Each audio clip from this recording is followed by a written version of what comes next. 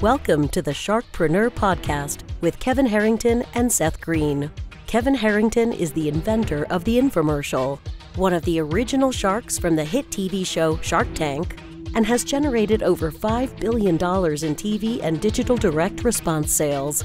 Seth Greene is the world's first trusted authority on cutting-edge direct response marketing, a best-selling author, and the only 3-time Marketer of the Year nominee. On the podcast, Kevin and Seth interview sharkpreneurs who share straight talk on what it takes to explode your business. Why do so many businesses struggle while others seem to explode overnight? Do you wish you had the secret to this type of exponential growth? Now, I've scaled more than 20 businesses to over $100 million, and it's not just luck. In my new book with Mark Tim, Mentor to Millions, you'll learn the repeatable framework I use in all my business ventures for massive success. Order at kevinmentor.com and get over $1,000 in bonuses. Head to kevinmentor.com. Welcome to the Sharkpreneur podcast. This is your co-host, Seth Greene. With me, as always, is the inventor of the infomercial and the original shark on the hit TV show Shark Tank, Kevin Harrington. Kevin, thanks so much for being here. Great to be here, Seth. I think just by the look of what's going on in the other quadrant here, we're going to have some fun on this one, I think. Okay. Yes, absolutely. We have a fantastic interview today with Rudy, who is a world-renowned entrepreneur, expert marketer, investor. He is CEO of one of the world's leading direct response marketing agencies and has generated over $200 million in revenue for his clients and his own brands, including his work with our very own Kevin Harrington. Rudy, thanks so much for joining us. Yeah, it's great to be here. Thanks, guys. Excited for today. Let's go back in time a little bit for our viewers who may have been living under a rock and don't know who you are. How you've achieved an immense amount of success. How did you get started? So for me, I was a born entrepreneur back in the UK. I was buying and selling on eBay at 10, 11 years old. I was actually making a couple of grand a month as like a 12, 13-year-old using had my dad sign up to PayPal, eBay, using his credit card, buying and selling games.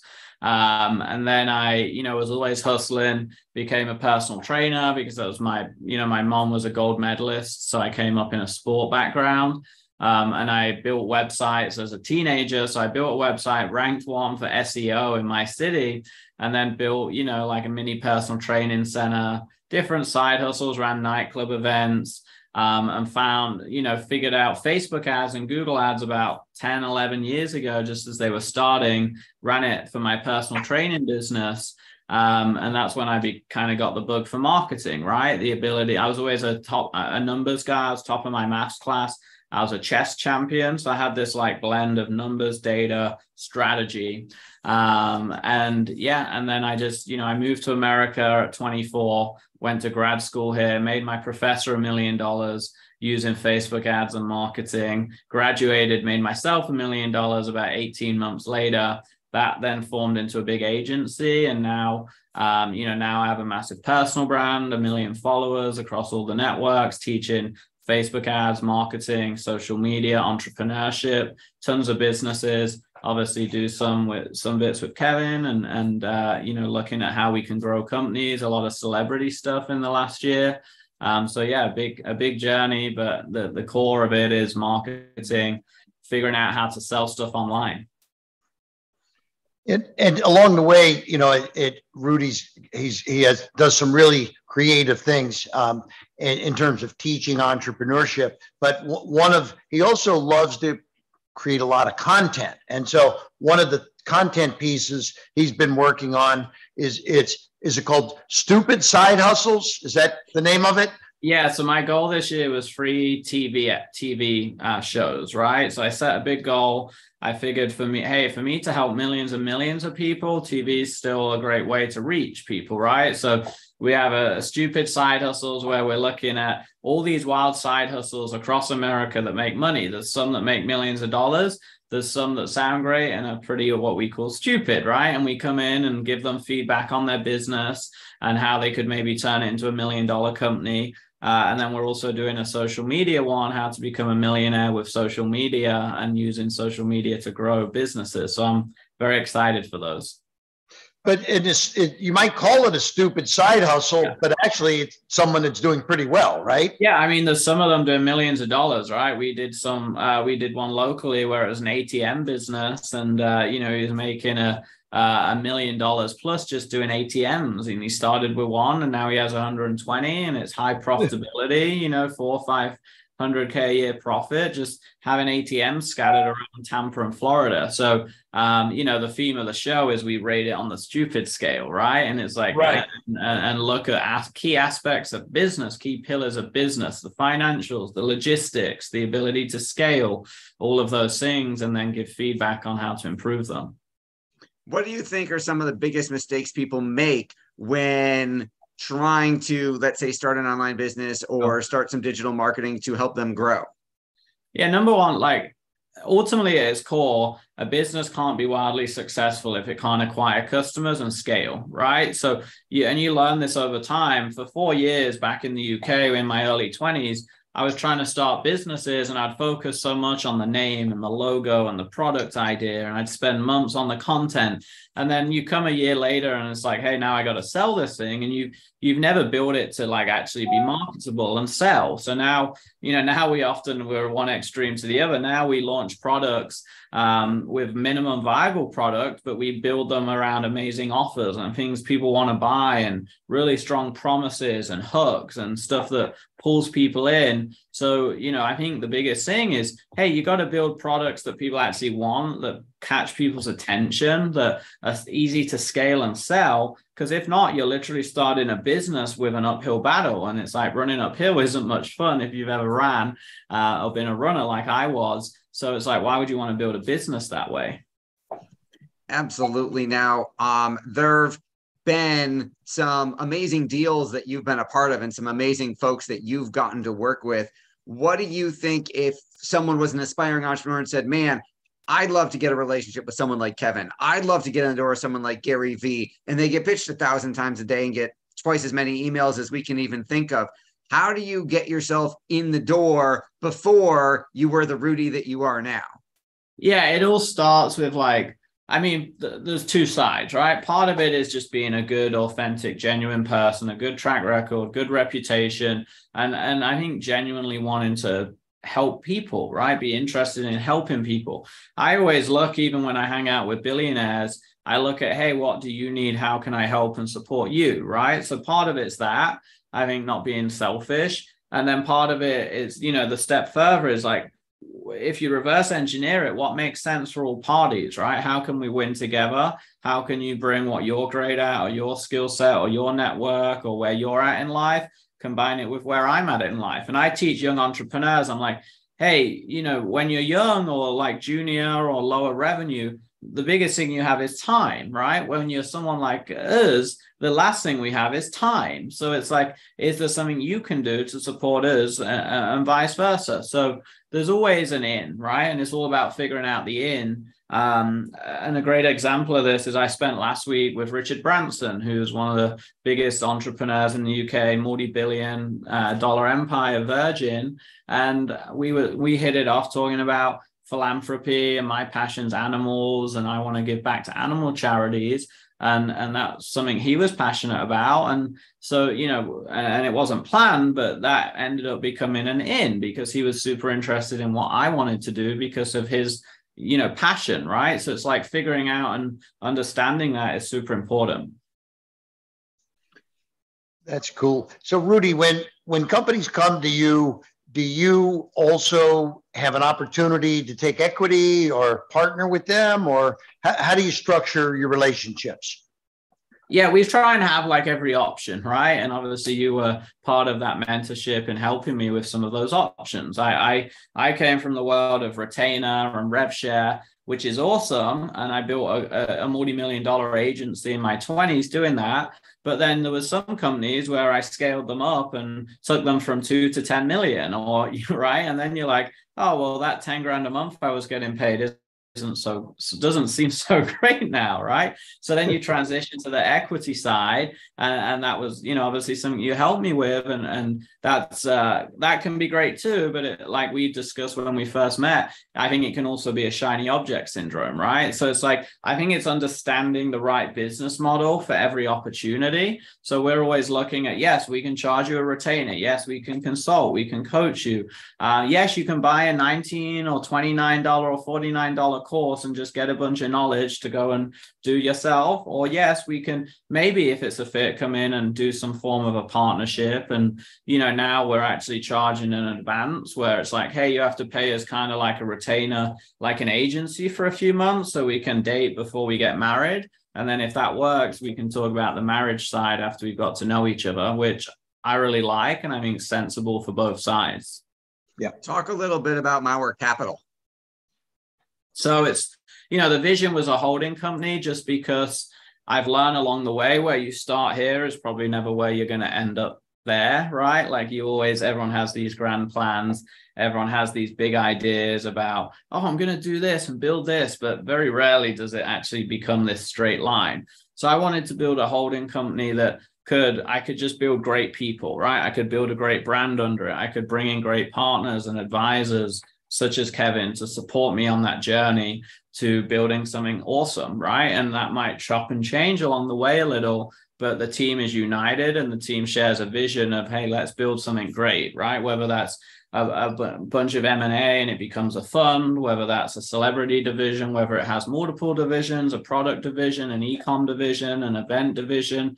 So Mawer Capital, in my eyes, is a holding company that is obsessed with creating amazing products, selling amazing products, marketing and scaling amazing businesses, including a lot of great celebrities. But it's also open to change, because I think we live in a world of change and a world where if you can adapt quickly, you can be very successful.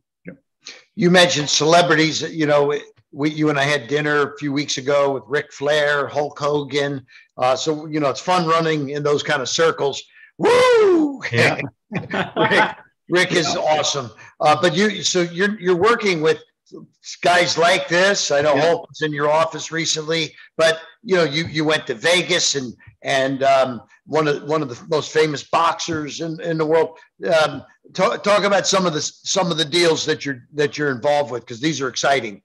Yeah, I mean, so look, one of our divisions is, hey, we have nearly 100 employees and staff, right? And we have a blueprint for scaling businesses online, especially e-commerce, especially info product coaching businesses, you know, because that's all I've done for 12 years is e-commerce, info product coaching, consulting. So I said to myself, like, hey, I think we'll get our own products and all of that to tens of millions. But can we get to that 100 mil quicker if we also do it for some major influencers with big audiences and worldwide names? So fortunate enough, I kind of cast that idea into the universe, and a year later it's happening. You know, we have Ric Flair and Hulk have recently joined on, Floyd Mayweather, a bunch of other celebrities, a couple of even bigger than that we're finalizing that I can't name. And the idea is simple. Hey, you're a household name. You get paid to be on a TV ad, you get paid to speak at an event, you get a couple of $100,000. But imagine more masterclass style, if you could get paid for the next 5 years, if we really can make this take off, and you're getting paid for years to come, and also building your own infrastructure, right? Your own email list, more loyal followers, because when people pay, they pay attention, right? They become way more loyal. So that was the thesis, that was the idea. And that's, you know, very much in its infancy, but it's in the works with some great partnerships. And, you know, you only need 3, 4, 5 of them to go past 10 million. And then you're starting to move some real numbers. And for me and my team, we're making the funnels and the ads and the videos all day, every day. So for us, it's easy. And we're pairing it with a super strong name. So hopefully that'll be a big win-win over the next few years. Your passion is obvious. What do you like best about what you're doing? I love to help companies grow. I love to drive revenue and sales, because I think there's amazing companies and people and products out there. Their biggest weakness is no one knows who they are, right? So I love that part. And I love building my own personal brand and my team around that goal, because I think being able, we change lives every day, right? I started in health and fitness. You'd help someone lose 30 pounds, change their life. Right now, we help companies grow. We help single entrepreneurs quit their job or pursue their passion. And then we help some bigger companies that have amazing products and services change millions of people's lives because we're scaling those brands. So yeah, and I love the game, right? It's like asking a pro basketball player or, if you're Kevin, a golfer, and saying it's like being able to wake up and love the game. I love the process. I love the game. As crappy as it can be on some days when you have a crap day on the golf course, or you get a legal letter or an executive quits, or you get, that's business, that's part of the game. But overall, you love the game. What I gotta add the origin story. I know you've told it other places, but let's talk a little bit about the origin story of the red. Sure. So there's a few pieces behind it, but to summarize, we're all about grabbing attention. I'm all about, I've never liked tattoos, but the closest I've got to a tattoo is, and not because I don't like them from a judgmental standpoint, just because I change my mind every year. So for me, the idea was always risky, but the closest I've ever got is like, be different, be unreasonable. They're like two things that have, I think, been in my whole life, right? Have unrealistic goals, unrealistic requests for greatness. And then be different. I think society suppresses you as a child to fit in this mold and this norm. And I've always been different, and our business is different, and how we market is different, and how we advertise and how we build teams and processes is different. So the red symbolizes a lot of that, because in advertising and business branding, it says red means warning, don't use red.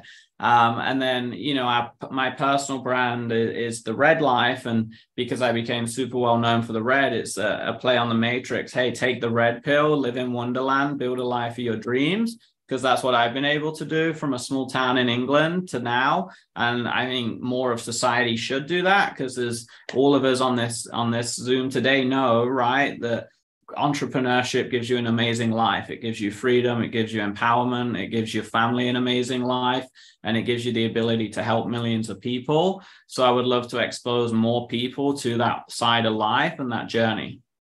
Well, we greatly appreciate your time. We know it's incredibly valuable. For our folks watching and listening who want to learn more and go on that journey with you, where is the best place for us to send them?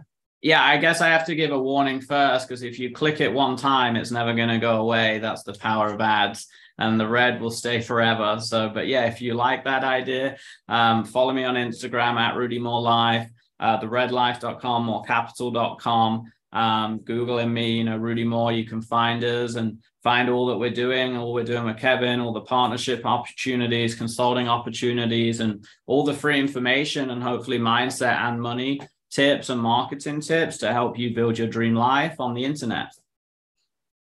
Great.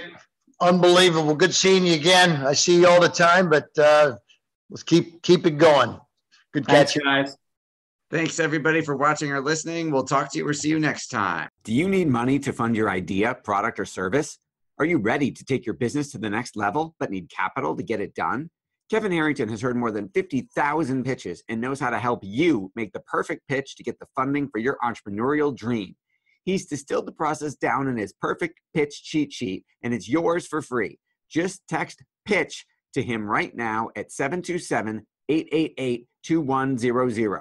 Text PITCH to 727-888-2100 right now and claim your free perfect pitch cheat sheet. Text PITCH to 727-888-2100 to start funding your dream today. This show has been produced by Market Domination, LLC. To discover how you can have your own show completely done for you and turn it into a real published book and become the authority in your marketplace, go to www.marketdominationllc.com/podcast offer.